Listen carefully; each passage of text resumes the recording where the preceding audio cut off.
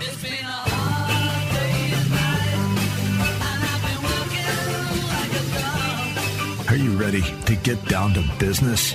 Join seasoned entrepreneur, community leader, and Army veteran Scott Shalom Klein, who will take you behind the scenes with those who work in America's small business scene and speak with leaders making an impact, creating jobs, and telling their story in entrepreneurship. So let's get down to business. On AM 560, The Answer, here's your host, Shalom Klein.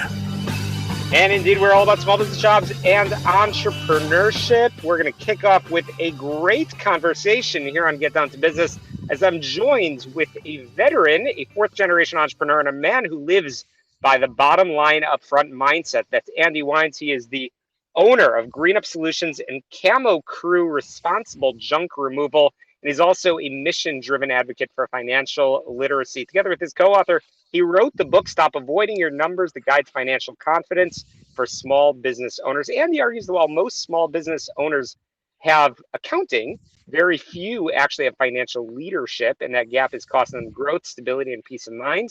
I am excited to welcome Andy to the program. Thanks so much for joining us. Hey, thank you so much, Shalom. You bet. You're a fourth-generation business owner and a veteran. How did your bottom line up front, or as we say in the military, bluff, military training, change the way you look at a standard profit and loss statement? Well, I start by looking at EBIT or EBITDA or net profit or whatever the bottom line is. How many dollars are left when we look at the bottom of the profit and loss statement, and then go into the cash flow statement? Where are we at from a cash flows perspective? There's plenty of businesses that look profitable on paper, and yet they still run out of money.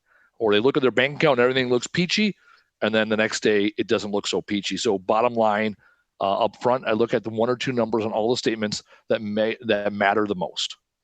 And do you make a sharp distinction between accounting and financial leadership? Why is it that so many owners think that they're financially covered just because they have a CPA and a bookkeeper? Well, when it comes to accounting looks at what has happened in the past, while finance looks at the future. So the simplest way to look at it is finance, future focused. And so that's the challenge. People think, well, I have a bookkeeper, I have an accountant, I pay my taxes, I'm good. And the reality is people are not using their data to make informed decisions. And then when they do make decisions, they're not tracking how are the decisions impacting the financials. And often when you're looking at quarterly statements or monthly statements, best case scenario, you're not looking at the impact of your actions, which then doesn't give you a quick enough feedback loop to adjust decisions as you move along. Absolutely. I couldn't agree more. You've seen cases where a company's best-selling product is actually its least profitable. And I know our listeners, I'm sure we have some that are vigorously nodding their heads right now because they can relate to this. How can an owner identify those hidden leaks before scaling them makes the problem worse? It's all about micro data. What ends up happening with a lot of organizations, they look at macro. So they look at the whole picture. No, I want to get down and dirty, look at micro data. What does each product line cost? First off, what is the expense in actual dollars, as far as your COGS? And also, what is it costing your team to produce? There's some companies where it looks good on paper initially, saying, oh, yeah, here's our cost. And you realize that it takes 70% more energy to produce this product than other similar products. And that could be energy as in like electric bill energy or time and resources. I found that with my own company. Moving was a decent SKU for me when I used to do moving. Well, moving was 15% of my revenue and 80% of my complaints.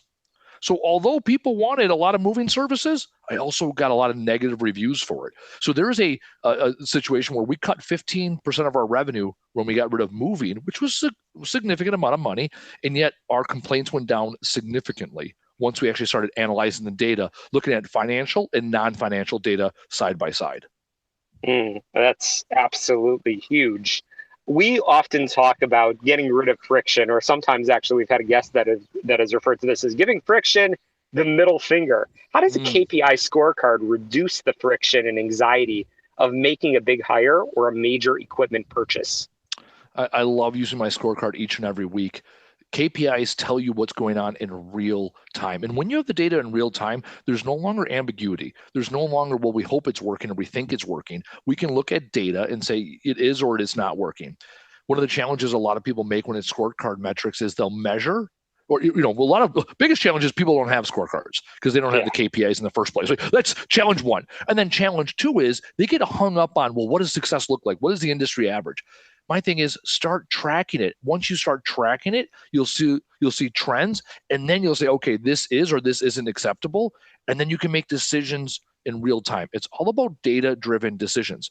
So for me and mine and our companies, when we make decisions, we are very intentional. We'll track, anywhere from 5 to 8 measurables, and within a few weeks, we'll realize which 1 or 2 actually matter.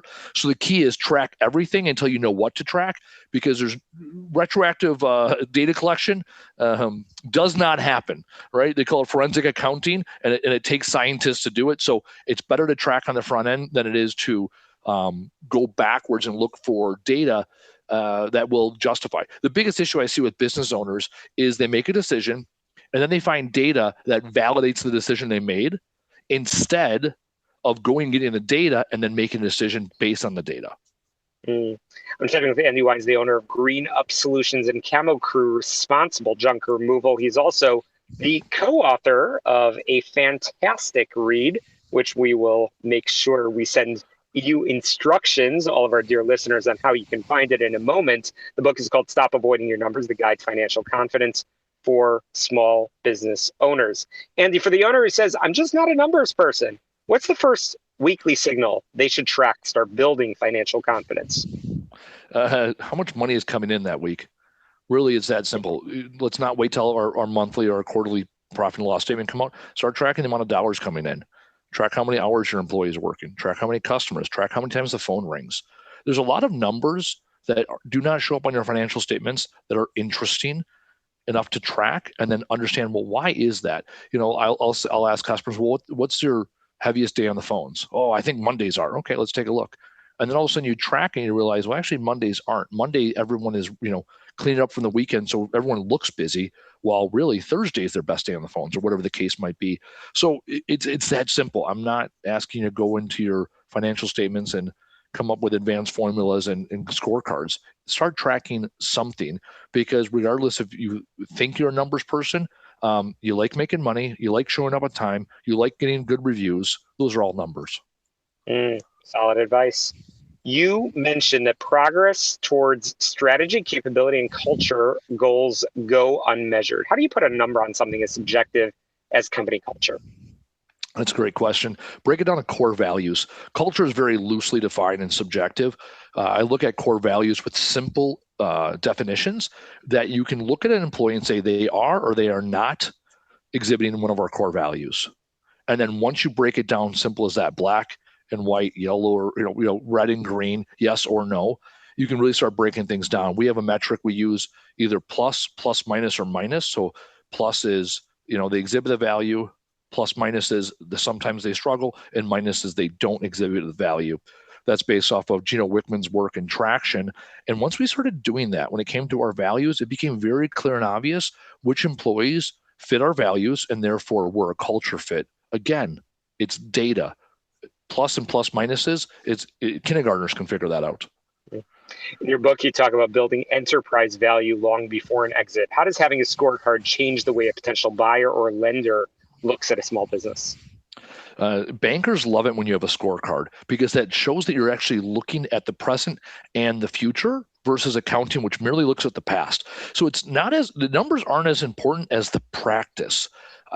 Even in the book, we are 185 pages into the book before we even talk about a financial statement, because it's about the future focused mindset. What am I doing in my business to grow my business? And when you start talking about where you're going and the data that supports it, people start listening, people start following, people start getting behind where you're going. And that's what people want to see, whether it's going to be a bank loaning you money or a potential investor someday.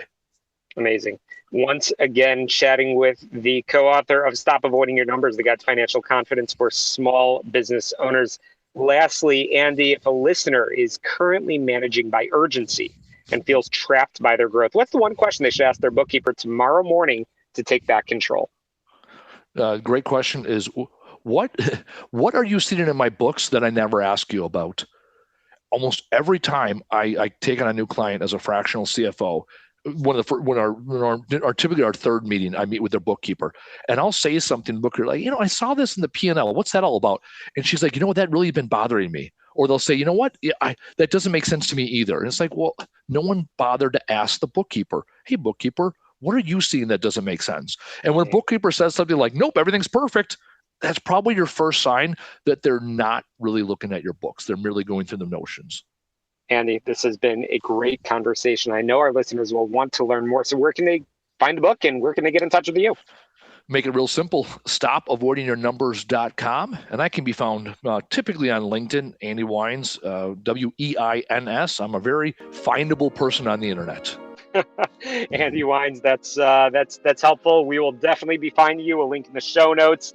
Thank you so much for joining us. We've got a lot more this week on the show, all about small business jobs and entrepreneurship. As always, you get on my website, syklein.com, or of course, check us out on your favorite podcast app. Just search for Get Down to Business and make sure you subscribe, rate, review, and share. Quick break. We'll be right back.